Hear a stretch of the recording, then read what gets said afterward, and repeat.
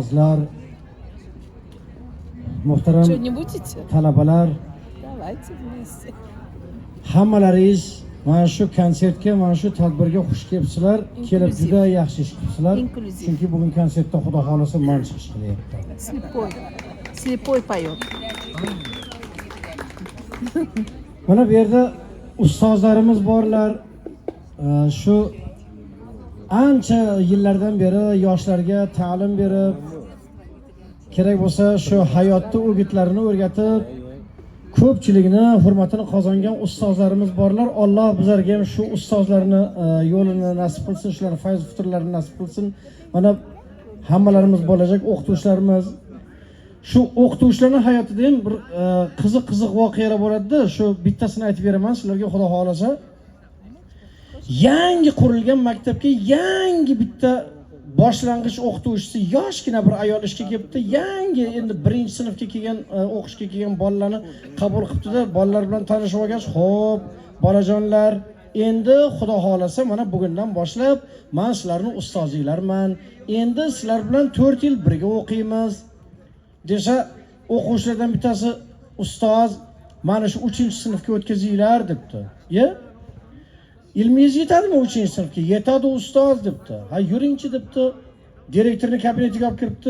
"O'rtoq direktor, mana bu bolamiz 3-sinfga o'tkazinglar deyapti. Ilmingiz yetadimi?" desam, "Yetadi" deyapti. "Nima qilamiz buni?" desa, haligi direktor 1-chi, 2-chi, 3-sinf o'quv dasturlaridan savollar bersa, hammasiga sharillatib javob beribdi. Kompyuterlardan savol bersa, unga ham javob beribdi. Bo'ladi 3-sinfga o'tkazsanglar desa, o'rtoq direktor, shu bolani mulohaza qilishini, fikrlashini mana bir tekshirib, bir ikkitagina savol bersam mayli desa, "Bering savolingizni" debdi. Haligi bolaga qarab, "Uyinglarda sigiringlar bormi?" debdi. "Bor" debdi. "Unda senga savol. O'sha sigirda 4 ta, menda 2 ta. Nima u?" debdi. Haligi bola o'ylab turib, "Oyoq" debdi. "To'g'ri" debdi. "Yana senga oxirgi savol.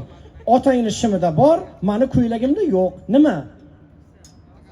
desa, o'ylab turib, "Cho'ntak" debdi. "Yo, o'rtoq direktor, ilmi yaxshi ekan, yetar ekan, 3-sinfga o'tkazsak bo'lar ekan, nima qilamiz?" deb shundoq direktorga qarasa, direktor qizarib ketgan, uyalib ketgan, terlab ketgan. "Sirazi 5-sinfga o'tkazib yuboringlar buni" debdi. "Nimaga o'rtoq direktor?" desa, "Siz bergan savollaringizga sal qoldi, men ham noto'g'ri javob berib yuborishimga" degan ekan.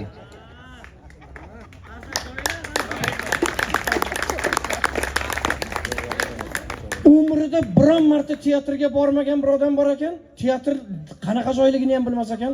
Bir kuni teatrning yonidan o'tib ketayotgan ekan. "To'xta" debdi. "Shu ozroq bo'sh vaqtim bor. Shu teatrga bir kirib ko'raychi." "Ya ketaversammikin? Ya ke shu teatrni ham bir ko'rib qo'yay" debdi. Shundoq borib kassirga "Assalomu alaykum" desa, "Va alaykum assalom. Bitta bilet bering menga" debdi.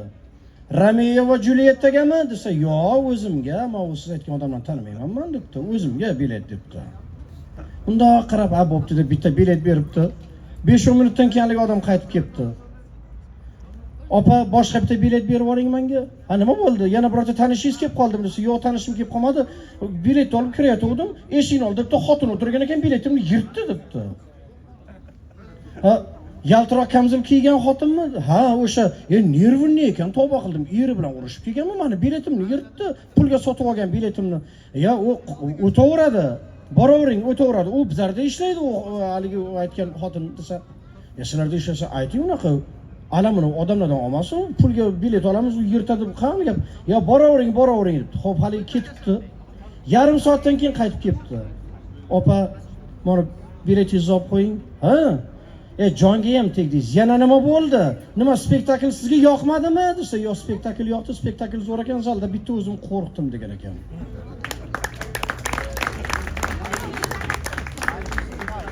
O'rtoqlar, mana hozir tejamkorlik zamoni. Hamma narsada tejamkorlik qilmasa bo'lmaydi. Shu jumladan bizlarda san'atda ham tejamkorlik qilmasa bo'lmaydi. Mana katta yoshliklar yaxshi bilishadi. Orkestr odam degan kino chiqqan edi bir paytlar. O'sha kino aslida mana haqimda chiqarilgan, lekin men endi kamtarlik qilib indamay yuribman. Hozir sizlarga zamonaviy va milliy ba'zi o'sha cholg'u ovozini baholi qudratga o'xshatib berishga harakat qilaman. Mana 20-21 asr texnika, texnologiyalar asri bo'lib, hamma narsa avtomatlashtirilib, robotlashtirilib, hatto bizlarda o'sha musiqadagi cholg'u asboblarimiz ham bitta asbobga bir nechta asbobning ovozi joylashtirildi, imkoniyatlar joylashtirildi. Har xil sintezatorlar chiqyapti. Mana Yamaha deyapmiz, Insonic deyapmiz, Roland deyapmiz, Korg deyapmiz, Balo deyapmiz, battar deyapmiz. Mana shularning mana ritm bloklarining ovozi mana shunday bo'lar ekan.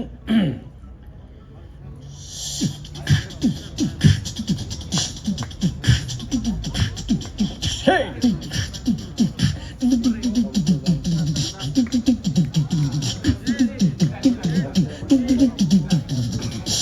Aisha, молодец.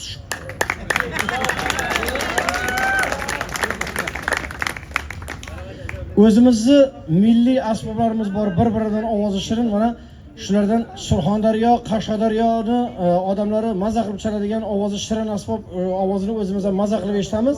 Chanqovuz degan asbob. Chanqovuz ovozi mana shunday bo'lar ekan.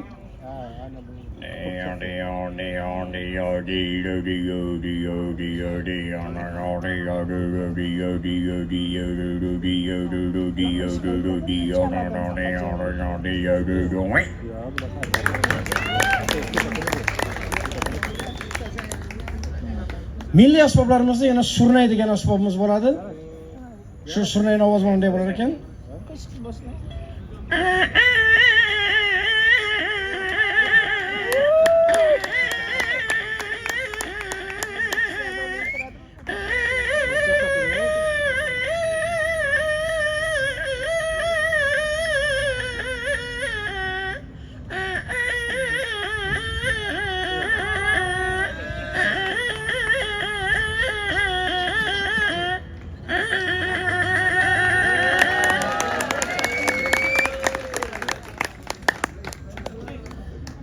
Mana nay degan bir asbobimiz bor.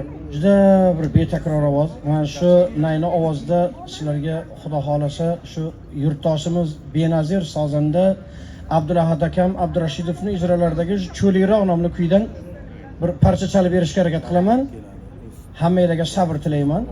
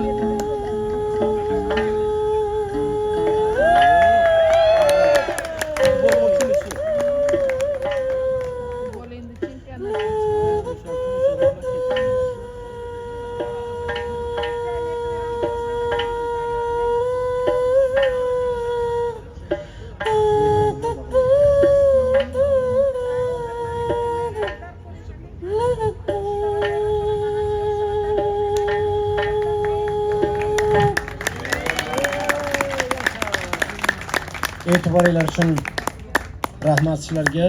Har bir kunimiz iloyim bayram, xush-xursandchilik bilan o'tsin. O'zbekistonimizni tinchligiga ko'z tegmasin. Mana bunday bizlarga ta'lim berayotgan domlalarimizga Alloh kuch-quvvat ato qilsin. Sabr matonat ato qilsin. Hech qachon charchamasinlar. Doim yaqinlarini va shogirdlarini ardoqlarida bo'lib yashayversinlar. Ustozlarimizga bitta qarsaginglar, iltimos. Sog' salomat bo'linglar azizlar.